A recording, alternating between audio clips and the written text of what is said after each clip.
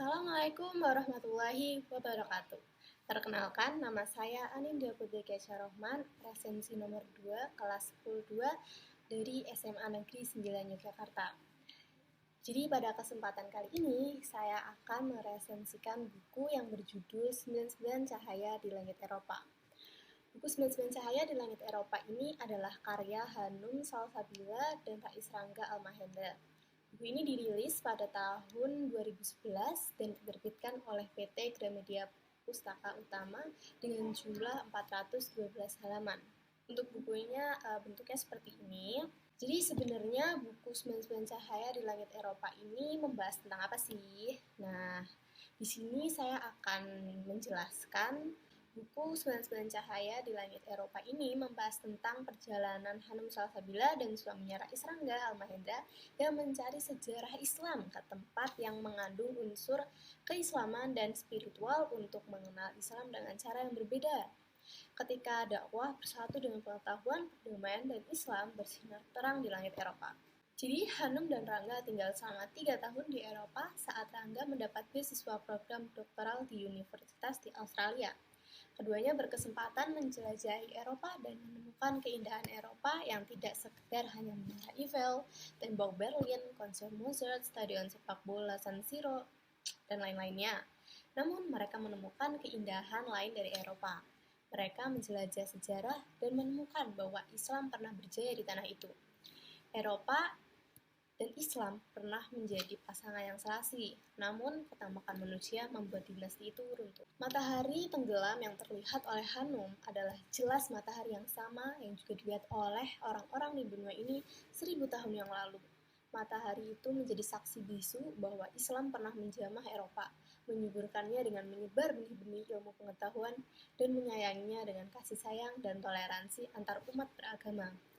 Akhir dari perjalanannya selama ini, 3 tahun di Eropa mengantarkannya pada titik awal pencarian makna dan tujuan hidup, dan makin mendekatkannya pada sumber kebenaran abadi yang maha sempurna. Melalui buku ini juga, Hanum dan Rangga ingin menceritakan tentang beberapa tempat di mana Islam mempunyai kisah yang cukup menarik di dalamnya. Di buku 99 Cahaya di Langit Eropa ini memiliki nilai-nilai religius Islam dan moral dalam tatanan akidah, syariah, dan akhlak, serta kejujuran, kasih sayang, tanggung jawab. Ada juga nilai-nilai ibadah meliputi sholat, puasa, dan haji. Nilai-nilai akhlak meliputi rahmat al-alamin, menuntut ilmu, berhijab, jujur, dan syukur. Tidak lupa pula nilai-nilai pendidikan muamalah meliputi jual beli, sedekah, dan makanan yang halal.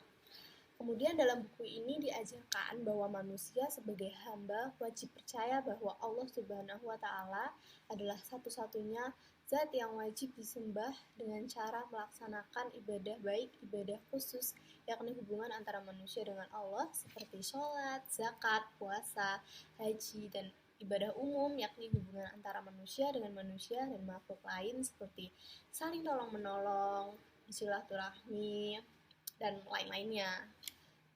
Selain itu, umat muslim juga wajib memiliki akhlak mulia dengan mendalami akhlak Rasulullah terhadap diri sendiri, orang tua, tetangga, dan makhluk lainnya. Untuk kelebihan yang ada di buku 99 Cahaya di Langit Eropa ini itu ada di saat membaca buku, pembaca itu terasa seolah-olah sedang mengelilingi Eropa dengan berbagai model pendeskripsian dari penulis yang menghadirkan gambaran Eropa dalam imajinasi. Lalu cerita yang disampaikan itu santai dengan bahasa yang lugas dan sederhana, sehingga pembaca tuh seakan mengajak untuk turut serta dalam perjalanan spiritual yang dilakukan oleh Hanum dan Rangga. Namun sayangnya masih ada kelemahan pada buku ini. Kelemahannya itu terdapat pada pemotongan subbab dalam buku yang terkesan dipaksakan. Ketika sudah sampai pada akhir subbab, tiba-tiba kita masuk lagi pada rangkaian cerita sebelumnya yang terputus. Saran dari saya itu pada bagian penutup akan lebih menarik jika penulis langsung masuk ke subbab Ka'bah tanpa harus memasukkan cerita yang lainnya karena terkesan bertele-tele, padahal bagian itu sudah masuk ke bagian penutup. Dari buku ini saya dapat menyimpulkan bahwa kehancuran Islam di Eropa karena setitik nilai perang saling menguasai yang menyebabkan trauma berkepanjangan. Jika proses masuknya Islam terus konsisten melalui cara damai seperti di Indonesia, tentulah Eropa hingga kini masih bercahaya bagaimana Cordoba berhasil untuk menerangi abad gelap di Eropa. Kini minoritas Islam di Eropa harus berjuang untuk mengembalikan citra Islam yang keras menjadi lembut seperti Fatma yang tetap santun meski mendengar hujatan dari orang-orang Eropa non-Muslim. Itulah sejatinya Islam, agama yang cinta damai. Baik, cukup sampai di sini dulu video kita hari ini. Terima kasih banyak sudah mendengarkan saya. Sampai jumpa lagi. Assalamualaikum warahmatullahi wabarakatuh.